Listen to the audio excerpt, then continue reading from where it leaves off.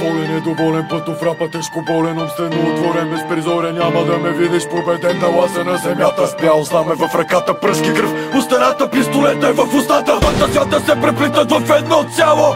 Експрешън вудо, в криво огледало. Небето почерняло, сякаш времето е спряло. Живота просто мига пред голямото махало. Прилагаме българската писменост, тежко-звукова промишленост. Каквото и да става, няма да спрем. Бъдем в себе си и трябва да се чем. И колко път съм изминал, за да се стигне до тука. И колко болка изстрадал, всеки да пак да се чука. И колко пъти трябва да разкъсвам гласа си, така че някой да ме чуе и да събуди ума си. За Бога, хора, няма време да се чудим.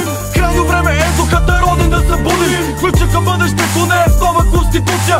Време е да издигнем ментална революция. Бягай, защото мятам граната посока парламента, да му мислят господата. Взривявам ги, сменят ги, предава се мандата. Но все едно е кой ще управлява овцата. Проблема на овцата е в това, че тя си мисли. Овцете нямат глас, всички сме статисти. Какво ме занимава тая тъпи оптимисти? Живея я вечера, някой друг да чисти. Докато в сърцето няма бойна искра. Човека не е човека, човекът овца. Изгубил вяра в себе си, пречупен от властта. Забравил за мечтите си, се лута в нощта. България, не искаме да се случва това, което се е случило цели 500 лета. Не искаме да бъдат роби нашите деца, така че нека да събуди вяра точно сега. Прилагаме българската писменост, тежко-звукова промишленост. Каквото и да става, няма да спрем. Да бъдем в себе си и трябва да се чем. Прилагаме българската писменост, тежко-звукова промишленост. Каквото и да става, няма да спрем. Да бъдем в себе си и трябва да се чем.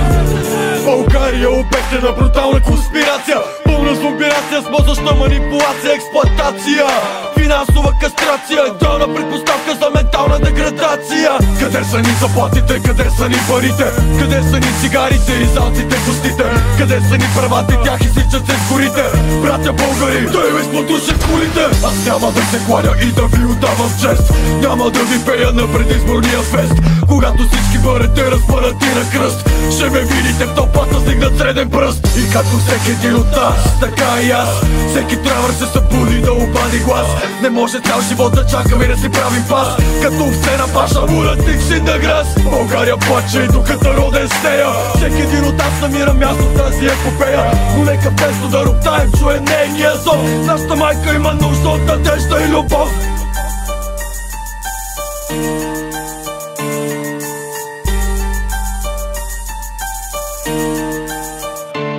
Прилагаме българската писменост, тежко-звукова промишленост.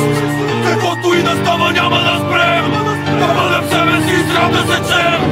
Прилагаме българската писменост, тежко-звукова промишленост.